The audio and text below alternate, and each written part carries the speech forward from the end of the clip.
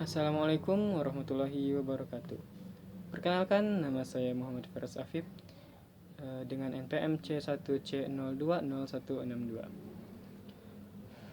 Oke, baiklah, pada kesempatan kali ini saya akan membahas tentang investasi pada sekuritas utang. Oke, baiklah, yang pertama-tama pengertian sekuritas utang. Pengertian sekuritas utang adalah investasi pada sekuritas utang ini merupakan bagian dari instrumen keuangan, tepatnya di bagian aset keuangan. Instrumen keuangan diatur oleh beberapa PSAK. Ya, contohnya di PSAK 50 tentang penyajian, PSAK 55 tentang pengakuan dan penilaian, PSAK 60 tentang pengungkapan, dan juga PSAK 71 yang mengatur tentang instrumen keuangan.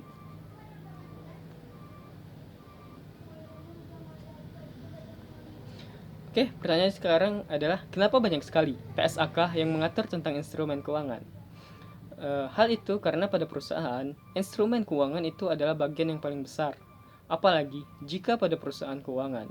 Misalnya perbankan, maka hasilnya yang berupa keuangan merupakan aset yang paling besar.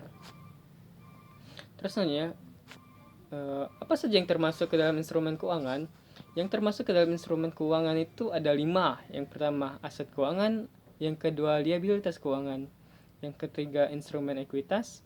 Yang keempat, sekuritas derivatif. Yang kelima, lindung nilai. Oke, untuk yang pertama, itu aset keuangan. Bentuk dari aset keuangan adalah sebagai berikut. Yang pertama, kas. Yang kedua, piutang. Yang ketiga, investasi dalam sekuritas utang. Investasi pada obligasi. Investasi pada saham. Yang keempat, derivatif. Dan yang kelima, investasi dari sekuritas yang lain. Oke, selanjutnya itu ada 4 kategori yang termasuk ke dalam aset keuangan. Yang pertama itu adalah aset keuangan yang diukur pada nilai wajar melalui laba rugi, yaitu perusahaan akan mencatat aset keuangan ketika perusahaan memperoleh sebesar harga perolehan.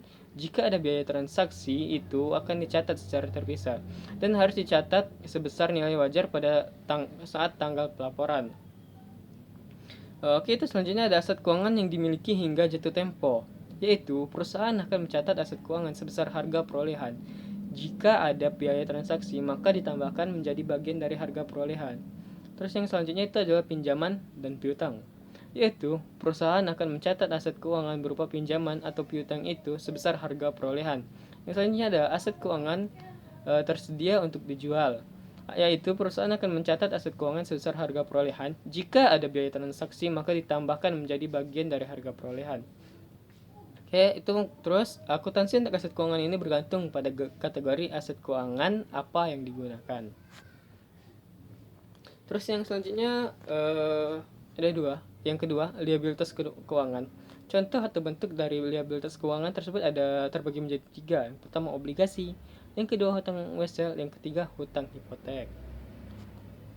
Terus yang ketiga itu instrumen ekuitas. Contoh atau bentuk dari instrumen ekuitas itu adalah saham.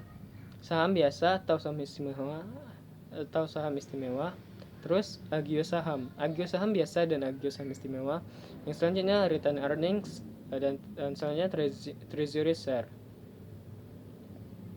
Terus 4, sekuritas derivatif atau sekuritas turunan. Yang kelima, lindung nilai atau sekuritas nilai. Sekuritas turunan dan sekuritas nilai tidak dibahas pada materi ini. Terus yang selanjutnya, akuntansi terkait dengan aset keuangan. Akuntansi keuangan ketika aset keuangan itu diperoleh. Akuntansi keuangan ketika aset keuangan itu dinilai ketika akan disajikan dalam laporan keuangan. Jika dalam buku di Martani mengelompokkan menjadi pengukuran aset perolehan awal untuk akuntansi keuangan dan ketika aset keuangan itu diperoleh, pengukuran setelah perolehan awal untuk akuntansi keuangan ketika aset keuangan itu dinilai ketika disajikan dalam laporan keuangan. Mungkin itu saja yang dapat saya sampaikan pada investasi pada sekuritas utang pada kali ini. Saya Muhammad Faraz Afif mohon maaf yang sebesar-besarnya apabila ada salah kata, kalimat, ataupun salah penyampaian. Oke, baiklah, saya baiklah, wabillahi taufiq wal hidayah. Wassalamualaikum warahmatullahi wabarakatuh.